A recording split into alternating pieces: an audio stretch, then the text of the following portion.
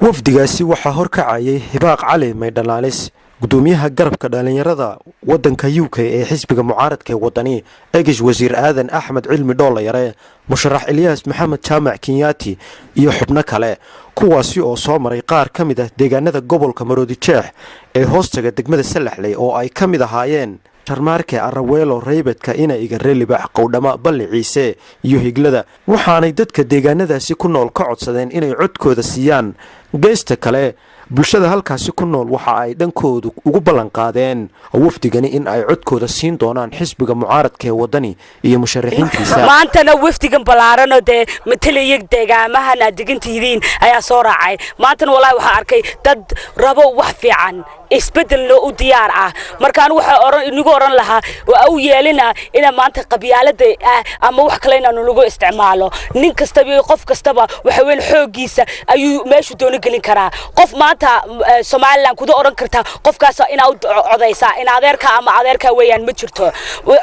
dalkan waa loo soo dagaalmaday SNMT aa soo dagaalmaday sida xornimadeena u qaadan karno maanta ma fiicnayna qof kale u diibna hadana soo taas anigu ni sheegi lahaa oran lahaa anigu sidoo Ilyas sheegay heer burcaan ahay laakiin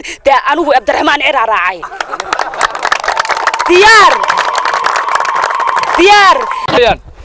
codkiina yaan garan yar iyo calan la siisan aqligiina iyo codkiina waraaqii lagu codeynayo waa kuwa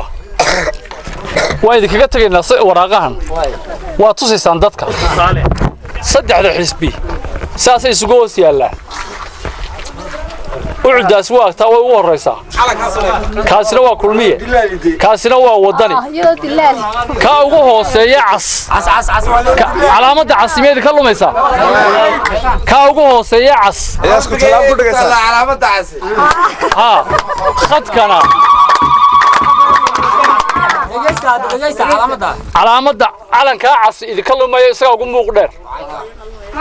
marka hore waa mahadsantihiin reer xadxagaadhay sida quruxda badan la noo soo dhaweyseen waftiga noo soo dhaweyseen aad iyo aad baan idinka mahad celinaynaa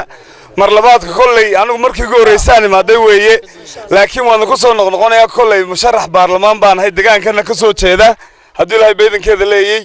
waxaan idinku ballan qaadaynaa tulooyinkeenna waad aragtaan oo cidna ma soo marto kulmiyana ma aragtaan